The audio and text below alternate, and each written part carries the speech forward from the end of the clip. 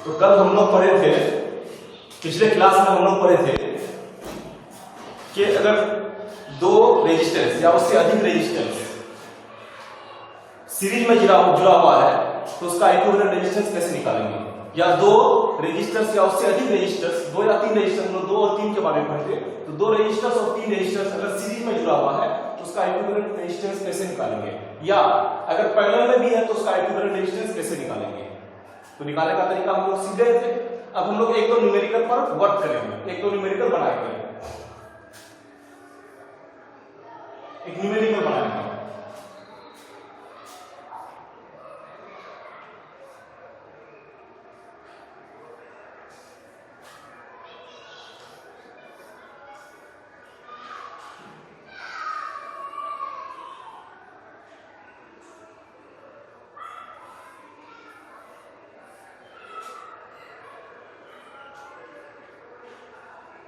ये resistance R1 है और ये रेजिस्टेंस R2 है। इसका 2 ओम और इसका 4 ओम, ये कॉम्बिनेशन है, एक सर्किट है। सर्किट में ये बैटरी है, बैटरी कितना वोल्ट का है, 6 वोल्ट का है। सेल है, सेल कितना वोल्ट का, 6 वोल्ट का है। ये रेजिस्टेंस R1 उसके साथ रेजिस्टेंस R2 जुड़ा हुआ है, तो ये R1 और R2 किस कॉम्बिनेशन में है, तो R1 और R2 सीरीज कॉम्बिनेशन में है। ओके, तो हम लोग यहाँ पे देखते हैं कि दो रेजिस्टेंस है R1 और R2।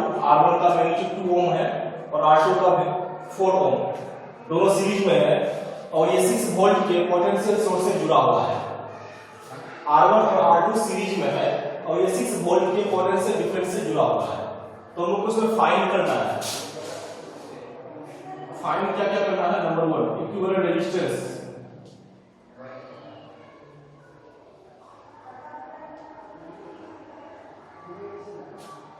और दूसरा करंट इन द सर्किट।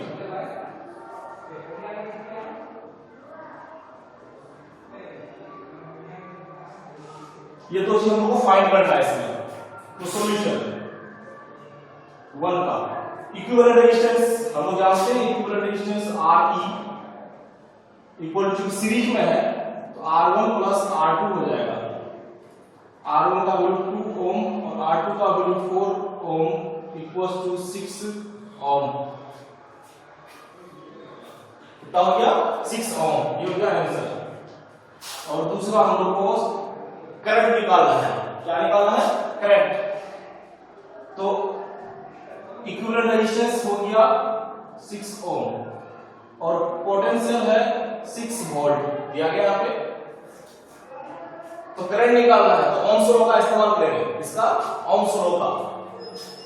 इसको हम आगे बढ़ा रहे हैं, इसको इधर लिखेंगे फ्रॉम ओम्स लॉ।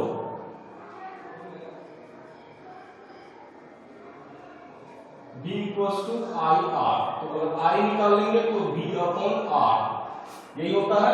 V का वैल्यू 6 है, R का वैल्यू 6, दैट इज 1। करंट का साइन क्या होता है, एम्पियर, आंसर। ठीक है, तो दो रेजिस्टर्स R1 और R2 सीरीज में जुड़ा हुआ है, 6 वोल्ट के पोटेंशियल डिफरेंस के साथ। उनको फाइंड करना है, इक्विवेलेंट रेजिस्टेंस निकालो और करंट इन द सर्किट। तो इक्विवेलेंट रेजिस्टेंस निकालने का तरीका, जो सीरीज में है तो दोनों को जोड़ देंगे, और जब इक्विवेलेंट रेजिस्टेंस निकल गया और पोटेंशियल डिफरेंस है कि V 6 वोल्ट दिया गया है, तो फ्रॉम ओम्स लॉ का इस्तेमाल करके V इक्वल टू IR से I निकालेंगे V अपॉन R, यानी कि 6/6 यानी कि 1 एम्पियर। ठीक है, इसका सॉल्यूशन हो गया।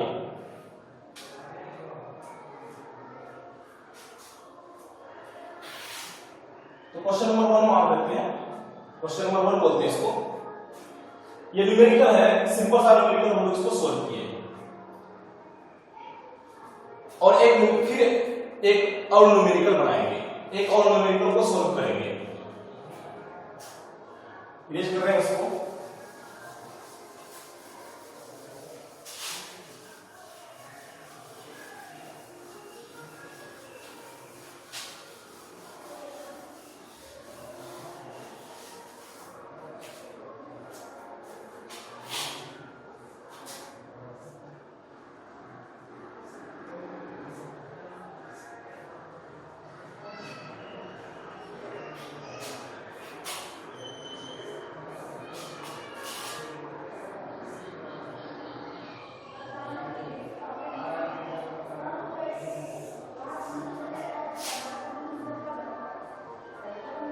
6 वोल्ट ही मान लेते हैं इसको,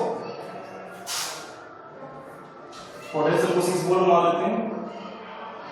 ये 4.8 ओम, कितना मानते हैं इसको?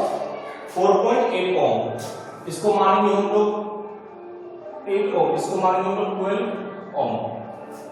ठीक है, ये रेजिस्टेंस R1 और ये R2 और ये R3, ये दिया हुआ है कॉम्बिनेशन। मतलब एक रेजिस्टेंस R1 है, दूसरा रेजिस्टेंस R2 और R3 है, जो 6 वोल्ट के पोटेंशियल डिफरेंस के साथ जुड़ा हुआ है। तो इसमें हम लोग को निकालना है, फाइंड करना है। क्या क्या फाइंड करना है?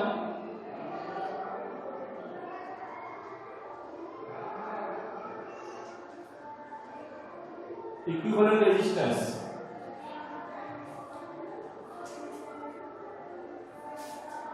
और टोटल करंट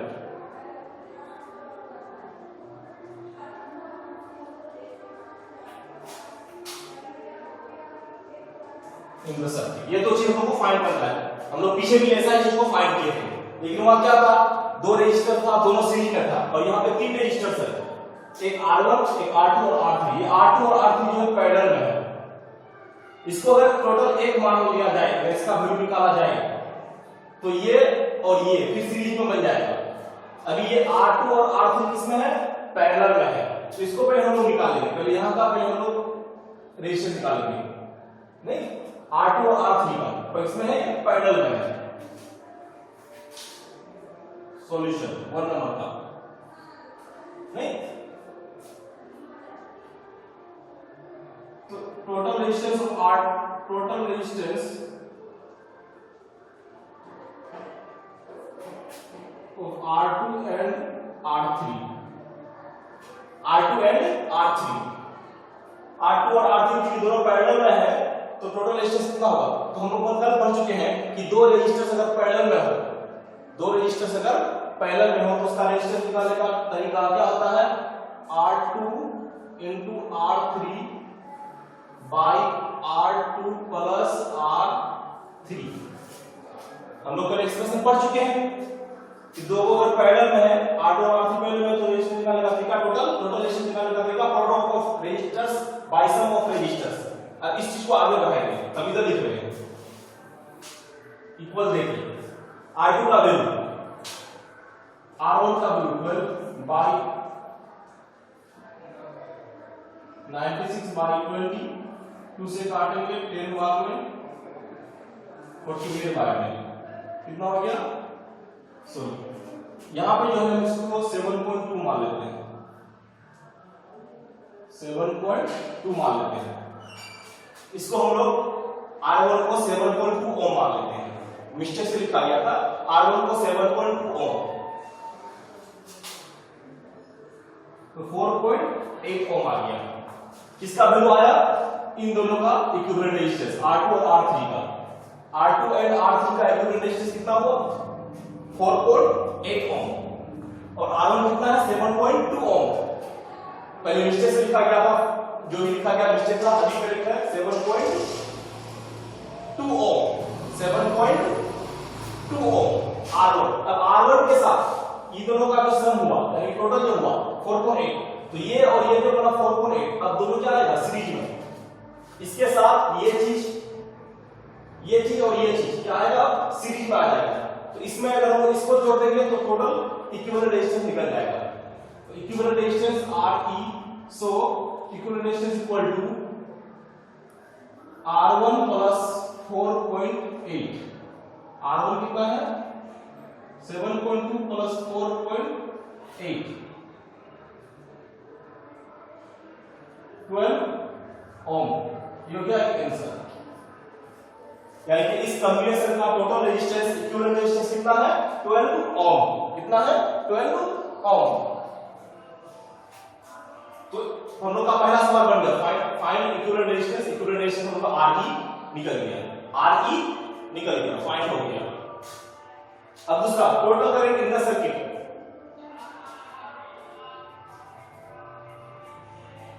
इसको इरेज करें या फिर हम लिख रहे हैं, दूसरा नंबर को बनाएंगे। Total current in the circuit, तो फ्रॉम ओम्स लॉ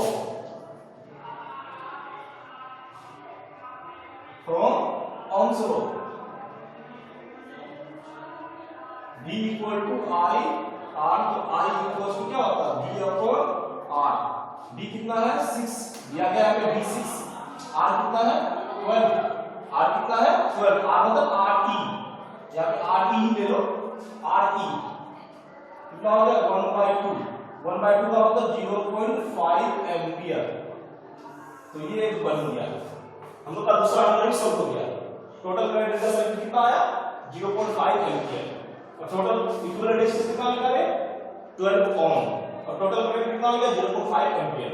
तो इस तरह का प्रॉब्लम कुछ ना कुछ आएगा ही, सीरीज और पैरेलल से दोनों को कंबाइन करके इस तरह का कुछ ना कुछ न्यूमेरिकल क्वेश्चन आता ही है, पूछा ही जाता है। इससे इसको बढ़िया से निकालने के लिए सीखना है कि कैसे निकाला जाता है।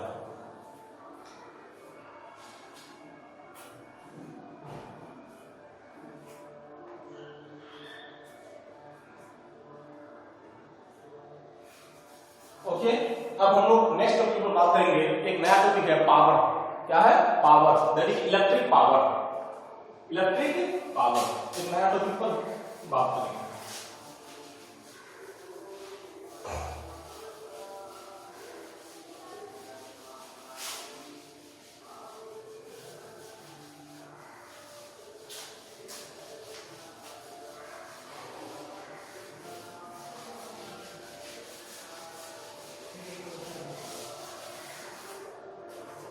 एक न्यू टॉपिक,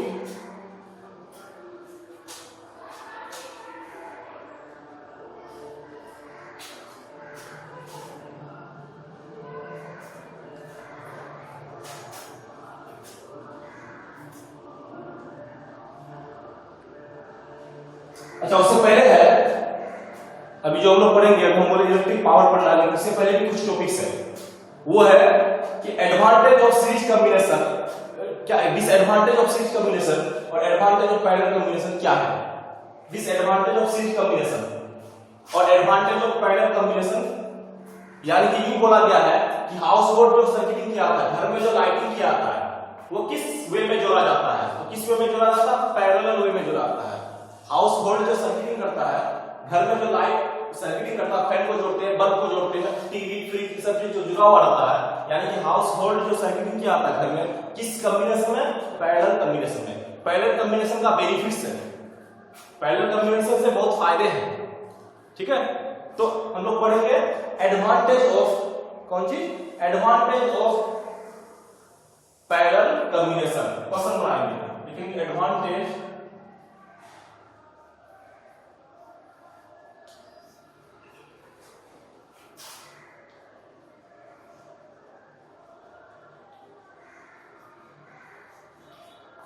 पैरेलल कॉम्बिनेशन का एडवांटेज क्या है, क्या फायदा है। हाउस होल्ड जो सर्किटिंग किया था किस कॉम्बिनेशन में किया था, पैरेलल कॉम्बिनेशन में किया था। तो पैरेलल कॉम्बिनेशन का एडवांटेज है, क्या क्या एडवांटेज है आंसर तो हम लोग नंबरिंग करेंगे। पहला पैरेलल कॉम्बिनेशन बोलते हैं इसको ऐसे, सबका अपना अपना स्विच होता है, सबका अपना अपना स्विच होता है, जिसको मन करे ऑपरेट कर सकते हैं, जिसको मन करे स्विच ऑफ कर सकते हैं, जिसको मन करे स्विच ऑन कर सकते हैं। तो सबका जो है अपना अपना स्विच होता है। जैसे हम लोग का घर में होता है, फैन के लिए अपना स्विच, बल्ब के लिए अलग स्विच, टीवी के लिए अलग स्विच, मोटर के लिए अलग स्विच। तो हर एक का इंडिविजुअल स्विच होता है, इसे सबको ऑन ऑफ करने में मदद मिलती है। जिसको मन चाहा उसको ऑन किए, जिसको मन चाहा उसको ऑफ किए। तो पहला स्टेप में लिखेंगे इन पैरेलल कॉम्बिनेशन,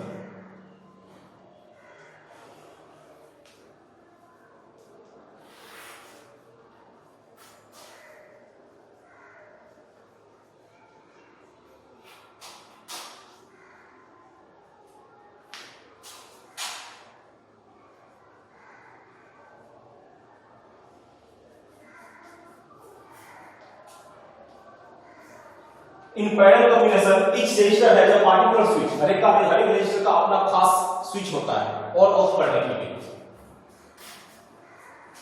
दूसरा, अगर पैरेलल में कोई एक अप्लायंस काम करना बंद कर देता है तो दूसरा अप्लायंस काम कर सकता है, काम करता है।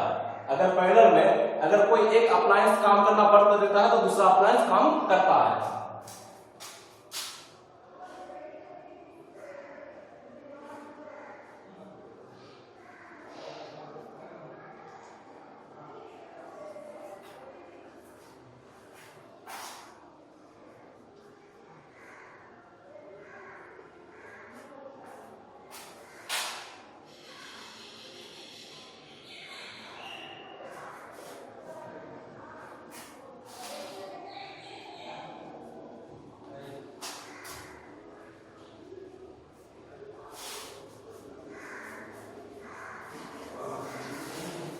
इन पैरेलल कॉम्बिनेशन में if one appliance stops working, मतलब एक अप्लायंस काम करना बंद कर देता है तो दूसरा चलते रहता है।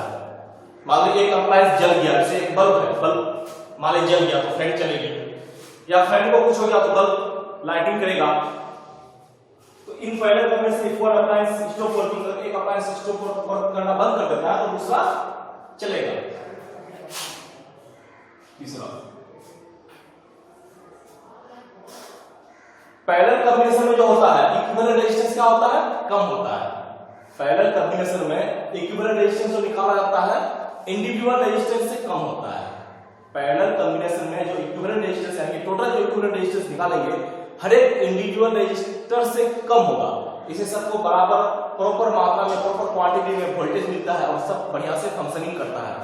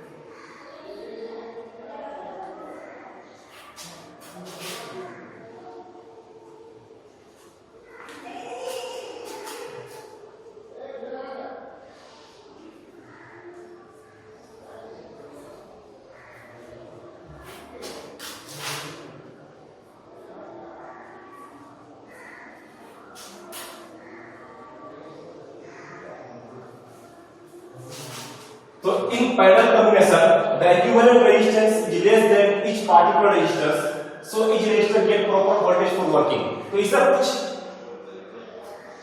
टॉपिक्स है, ये सब कोई बात है, इसमें ये सब कुछ प्रॉपर्टीज है जिसके कारण एडवांटेज होता है पैरेलल कॉम्बिनेशन का। यानी कि हाउस होल्ड जो सर्किटिंग होता है पैरेलल कॉम्बिनेशन में क्या होता है, क्यों क्या होता है, ये सब प्रॉपर्टीज के कारण। इन पैरेलल कॉम्बिनेशन में जो रेजिस्टेंस होता है उसका अपना अपना स्विच होता है, जिसको मनचाहा स्विच ऑन किए, जिसको मनचाहा स्विच ऑफ किए। पैरेलल कॉम्बिनेशन में जो रेजिस्टेंस होता है, अगर एक अप्लायंस काम करना बंद कर दे तो दूसरा अप्लायंस काम करता है। पैरेलल कॉम्बिनेशन में जो होता है, जो इक्विवेलेंट रेजिस्टेंस निकलता है सिस्टम का, वो पूरा सिस्टम का इक्विवेलेंट रेजिस्टेंस हर एक पार्टिकुलर रेजिस्टर से कम होता है। इसे हर एक रेजिस्टर को प्रॉपर वोल्टेज मिलता है फंक्शनिंग करने के लिए। तो ये सब प्रॉपर्टीज के कारण, मतलब इस प्रॉपर्टीज के कारण जो हाउस होल्ड सर्किटिंग होता है वो पैरेलल कॉम्बिनेशन में जोड़ा जाता है। ये एडवांटेज हो गया पैरेलल कॉम्बिनेशन का। अब सीरीज कॉम्बिनेशन का क्या डिसएडवांटेज है, डिसएडवांटेज ऑफ सीरीज कॉम्बिनेशन पढ़ेंगे। तो next question, disadvantage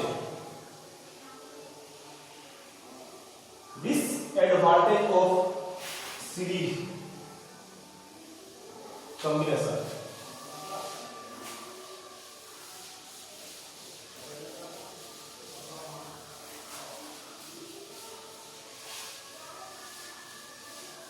disadvantage of series combination, series combination में क्या डिसएडवांटेज है। सीरीज कॉम्बिनेशन ऐसे होता है, एक ही जगह स्विच होता है, एक ही जगह स्विच होता है। अगर ये स्विच को अगर ऑफ कर देंगे तो सारा ऑफ, अगर इसको ऑन करेंगे तो सारा ऑन। ये सब चीज जो है किया जाता है कि सीरीज में कब जो आता है, जब शादी ब्याह या कोई मतलब सेरेमनी होता है तो वहां पे जो है बल्ब को, फैन को सीरीज में कर दिया जाता है, क्योंकि सीरीज में एक जगह से ऑपरेट करने में आसानी होती है। एक जगह से ऑन किया तो सारा ऑन हो गया, एक जगह से ऑफ किया तो सारा ऑफ किया जाता है, सारा ऑफ हो जाता है, क्योंकि एक ही स्विच से सारा जुड़ा हुआ होता है। अगर हाँ एक ही स्विच से सारा जुड़ा होता है। उसके बाद अगर कोई एक यहाँ पे जल गया, मान लीजिए रजिस्टर जल गया, बंद कर दिया, जल गया, काम करना बंद कर दिया, तो आगे भी काम करना बंद कर देगा, क्योंकि आगे करंट पहुंचेगा ही नहीं, आगे भी काम करना बंद कर देता है। तो पहला तो यह है कि एक ही स्विच से सारा ऑन ऑफ होता है, एक ही स्विच से सारा ऑन ऑफ होता है। दूसरी बात, अगर कोई एक जल गया, कोई अगर एक खराब हो गया, कोई अगर एक काम करना बंद कर दिया तो आगे वाला भी सारा काम करना क्या करता है, बंद कर देता है। उसके बाद जो सीरीज कॉम्बिनेशन होता है, इसमें जो रेजिस्टेंस होता है, इक्विवेलेंट रेजिस्टेंस जो होता है वो हर एक इंडिविजुअल रेजिस्टर से बहुत ज्यादा होता है। इसलिए जब आगे बढ़ते जाएंगे, आगे और इसमें रेजिस्टर जुड़ेंगे तो आगे वाला को प्रॉपर वोल्टेज नहीं मिल पाएगा, इसे बढ़िया से फंक्शन नहीं कर पाता, बढ़िया से काम नहीं कर पाता है आगे वाला। तो ये सब डिसएडवांटेज है सीरीज कॉम्बिनेशन का। तो लिखेंगे